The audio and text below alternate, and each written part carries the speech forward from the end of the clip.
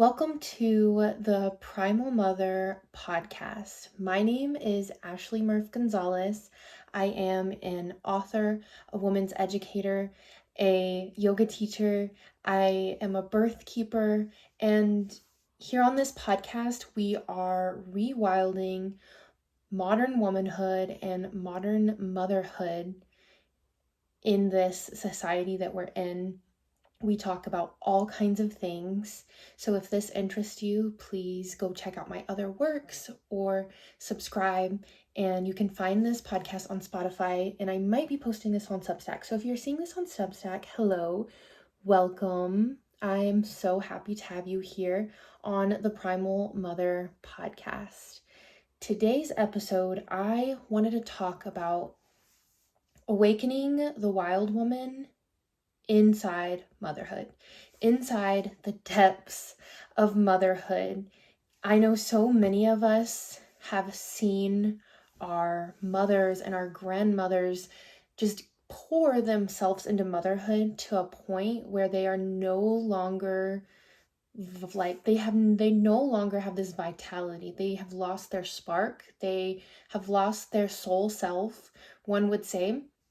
And so many of us were raised by single mothers who worked multiple jobs, who poured their entire lives into us, but also lost themselves, maybe turned to addiction or partying, drinking, wine, pills, all of these things in hopes to make themselves feel better. And usually those symptoms are being disconnected from the wild woman, feeling lost, a loss of self, a loss of soul. And I see it time and time again. I am a young mom. I am a mother of 3 beautiful children. I just gave birth to my 3rd baby at home after 2 C-sections and in 2025. And I am in my 20s. So I completely understand the losing yourself part that's trending everywhere on TikTok and social media. And so I really just wanted to dive into how can we get our soul self back in the depths of motherhood, especially in this modern world when so many of us are trying to mother against the machine, so to say. And I recently just read the book Night Bitch. Yes, Night Bitch. And if you have not watched the movie, it's on Netflix, so you can go watch that. Maybe rent it. I recommend every single mother to watch it because by the end of it, I bawled my eyes out and it just hit so deep.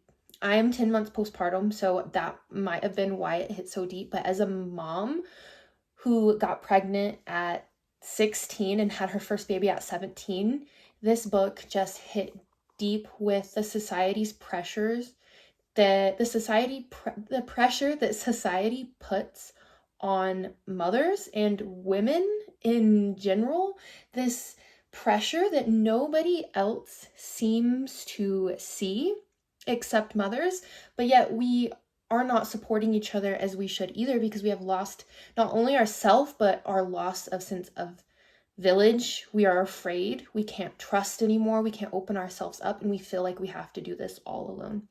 So hopefully my Substack about Night Bitch and my review on that is posted on my Substack. You can view that at the Primal Mother's Substack. I will link that wherever you're watching this podcast or listening to this podcast.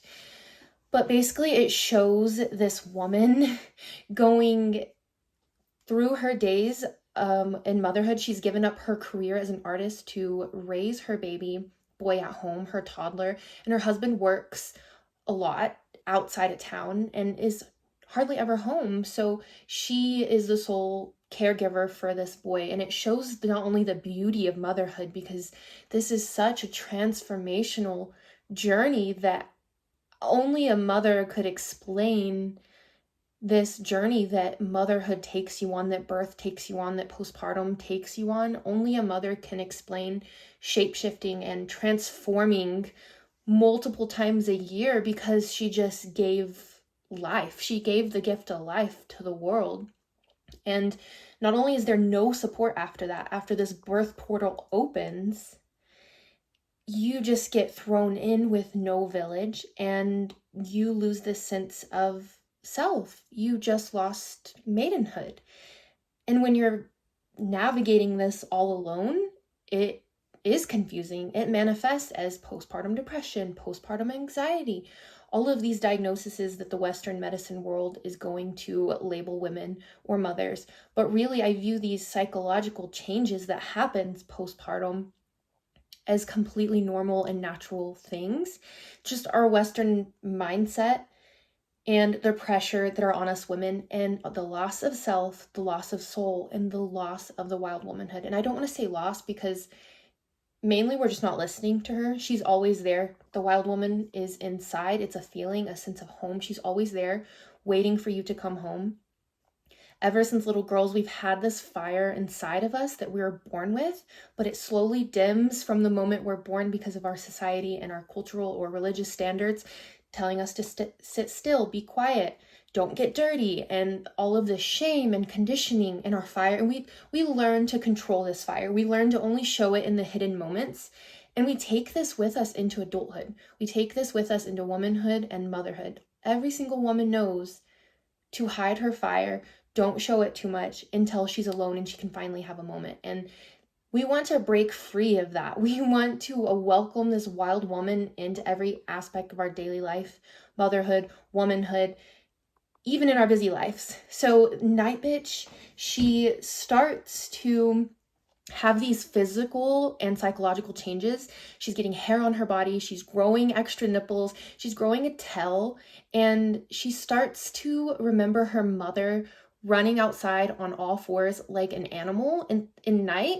And her mother doing spells, and her mother finding herself after losing her sense of self, after she gave up being a singer.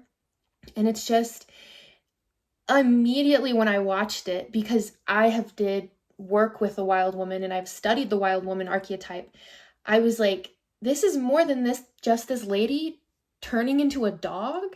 This is this lady getting her call back, her initiation into the wild woman archetype. This is this lady being called home. Night Bitch. This is this lady getting called to the wild woman in the dog days of motherhood. She starts to realize that when she gives up all of these pressures, she basically stops taking care of her husband and running outside, digging in the dirt, running free with other dogs who it's kind of hints at in the movie and the book that these are other women who are also doing this at night. She starts to come alive. She starts to realize what isn't working for her. And of course, there's going to be a period of death where she's like happy at night because she's doing this wild womanhood. She's running free. She's digging in the dirt naked. She does do some pretty gruesome stuff with other animals, but she embraces her wild self and she starts embracing that with her child. She starts playing dog with her child, playing with her child more, and just being so much more happier and embracing the friendships and womanhood and the support system that she does have around her.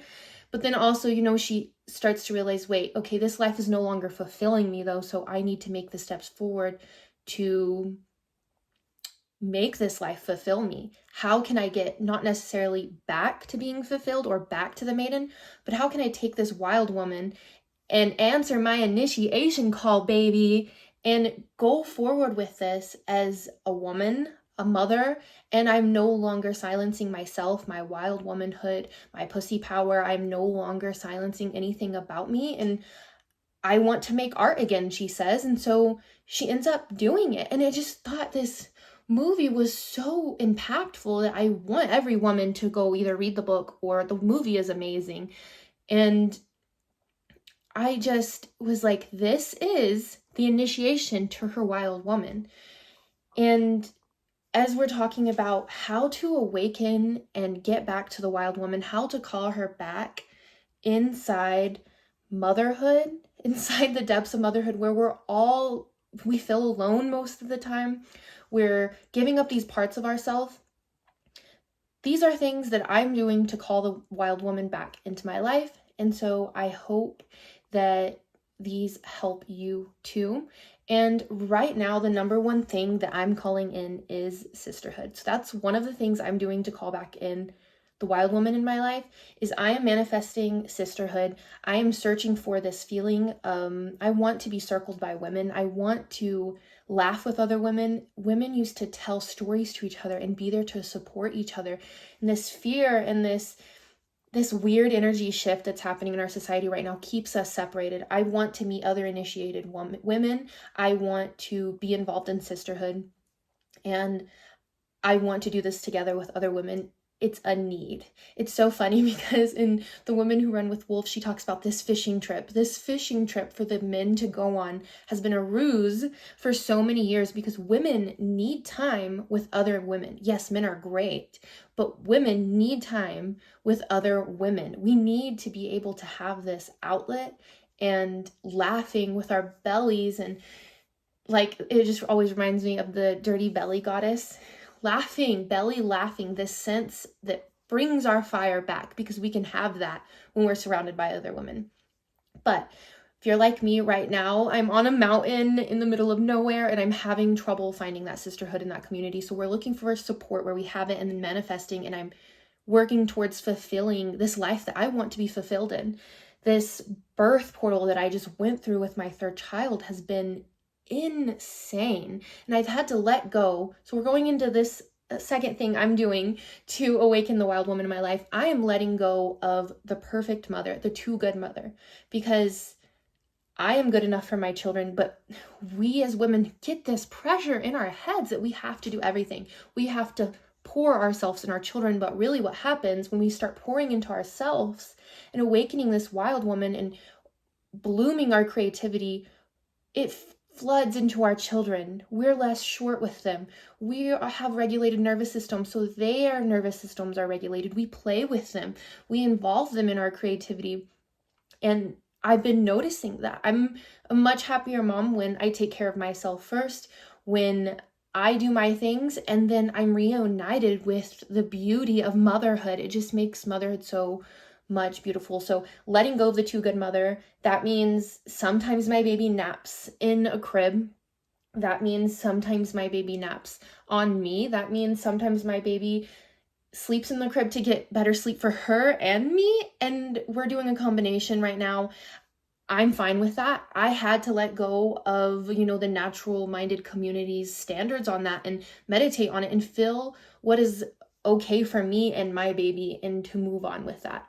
I'm letting go of trying to do everything and trying to make everyone else's life perfect because I don't want to be old and bitter. I don't know about you. I don't want to be old and bitter. I don't want to be that grandmother who no one wants to come visit her because she has just became so full of rage and has not been able to release that. So we're going to talk about reclaiming sexuality. That's how I'm calling my wild womanhood back. I'm separating mother from my sexuality. And reclaiming this doesn't mean like having a bunch of sex. This means reclaiming my creativity, reclaiming my fire, reclaiming my feminine energy, yoni steams, painting, dancing barefoot, all of these things that I'm doing, and not just in hidden moments. So that's also what I want to talk about. We do these things in hidden moments and that make us feel good, but why are we not doing them more often? Why are we not doing them in front of people? Why do we feel like we have to hide these things? And there are answers to that, but the dishes can wait. You can step outside and say, I'm going, and be gone for 20 minutes. Like, we do not owe anyone anything as women. And so taking this time for myself to paint and dance and give thanks to the earth, that's how I am bringing my wild womanhood into motherhood, especially at a young age. And it's just so many things that go into it. It's not a complex topic. The wild woman is anything that you know the feeling. If you're listening to this and watching this, you're a woman. You know that feeling you get, that aliveness when you are doing things that fulfill you, when you are around other women, when you are laughing, you are belly laughing, when you are dancing, when you are doing these things that fulfill you, you know that feeling. You feel the fire light up. So I can't tell you what that means for you. I'm just telling you what that means for me. And that is your job to go and find what awakening the wild woman means for you. But it does start with deconditioning, realizing that the pressure on you is invisible, that you don't have to obey any of these rules, to let your dog out, to run free, and to open your heart and open your body to this call of the wild woman, that she's calling you. She's in your dreams. She's in your thoughts, your intuition. And that's one of the things that, if you are new to this podcast or new to my work, that's one of the things that we women have lost, is the access to this, the access to our inner voice, the access to our intuition, because we are getting so much input and we have not been taught how to listen to our intuition. So that also takes practice, and that's also another step into awakening this wild woman archetype, that it's letting go of shame, it's using your voice, it's finding what fulfills you. Because when the symptoms of a lost soul or a disconnection with the wild woman is depression, anxiety, lethargy, this woman is not quick to pounce, this woman is not quick to go, and it's wandering around in your house in your pajamas and thinking, what am I doing with my life? Where has the time gone? And what about me? And I want this to happen sooner than later, these thoughts, because I don't want you to be 50 or 60 years old and barely thinking this. And if you are, it's not too late to awaken the wild woman. I promise you, she's always there. She is always there. You just have to answer her call. So there's so many ways that we can awaken and bring this wild woman back into motherhood and this transformational journey. And it's not about getting back to who we were. It's finding meeting this new woman, this new person that we have become, and embracing her curves and her body and her new thoughts. And it's just so amazing once you do this. And I have been trying to close the birth portal after the birth of my third baby, and I'm 10 months postpartum, and I just had hit a complete block. I've not talked about this anywhere because I am a spiritual healer, a spiritual teacher, and that's also letting go of this perfectionism. There's no standards on me. And yeah, I hit a block. I could not create. I could not make videos. I could not write. I was solely taking care of my baby, this infant. My nipples were bleeding. I was producing milk. My period came back early, the holy trifecta. And I did not have the support of other women. And I just hit a complete block. So this is a example of pollution of the creative flows, the creative juices in womanhood. And of course, there's a time where that's going to pause. That's okay. We can't just constantly be going. But you have to let those times flow, because once you come out of that hibernation and those times that feel like everything is going wrong, you have no support. When are you going to get back to your work again? When are you going to be able to create again? You need this rest period. And so my advice is to surrender. Do not lose hope for the wild woman. Do not be like, this is just my life now, but surrender to these feelings, feel them, move them through, find new ways, and then you'll watch everything bloom. And that's in the part I'm at now, is watching everything bloom. Do I wish I rested a little more? Yes. Do I wish I surrendered a little more? Yes. But we are learning lessons, and this is just the beauty of life, because you can't just be in the wild woman go like 24/7. Eventually you have to come back to earth, and you learn to do these practices in your daily life. You learn to invoke the wild woman in your daily life. But at the beginning, yes, you get this freedom. So it's gonna be like, I'm out of here, y'all. But you learn to come back and bring that into your daily life. And then there'll be periods in your life where you feel a little disconnected from yourself, from your soul self, from the wild woman. You take what you learn, and then you move on and you meet her again. And it's such a beautiful journey, motherhood and womanhood. And I honestly think that we all just need to come together and support each other as women more. We need to make time for ourselves, to take care of ourselves. We need to bring back these important rites of passages for periods and menopause and birth and postpartum, and be together. these are so important rites of passage, and it makes your transition so much easier when you're supported by other women and that you honor these rites of passages, your inner cycle, and you embrace wild womanhood, whatever that may mean to you.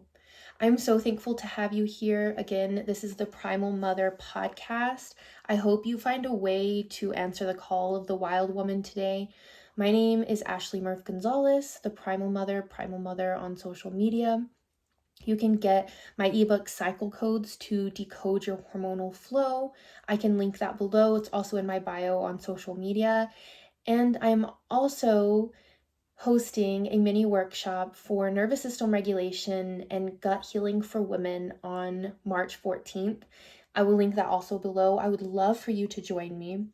Regulating your nervous system is very important, especially when you are first initiating into the wild woman or having these symptoms of lost soul like anxiety and panic attacks and dysregulation and rage and mood swings.